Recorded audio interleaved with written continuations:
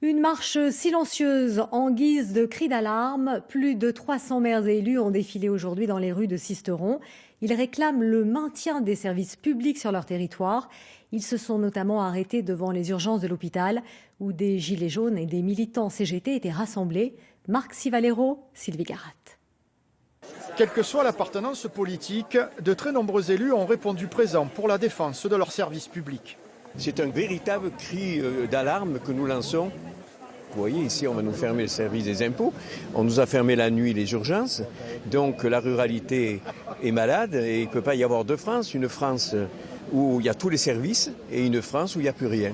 Depuis quelques années, les communes rurales ne comptent plus les fermetures d'établissements publics de proximité. Dans les Hautes-Alpes, à Laragne, la future disparition de la perception va poser de nombreux problèmes. C'est du personnel qui s'en va, ce sont des familles qui s'en vont. Et qui dit famille qui s'en va, ce sont des élèves qui peuvent partir d'une école primaire, d'un collège. Et nous, dans les zones rurales, c'est important d'avoir des élèves parce que sinon, c'est les fermetures de classes. Même constat au Mai, la commune va également perdre sa trésorerie. Pour les 18 communes qui dépendent de cette trésorerie, et c'est un éloignement du service à la population, aux collectivités, aux entreprises. Contrairement à ce qu'on veut nous faire croire et la présentation idyllique que l'on nous fait de ce projet, ça va contribuer à créer davantage de problèmes, de difficultés, à la fois pour les élus, les populations, les entreprises.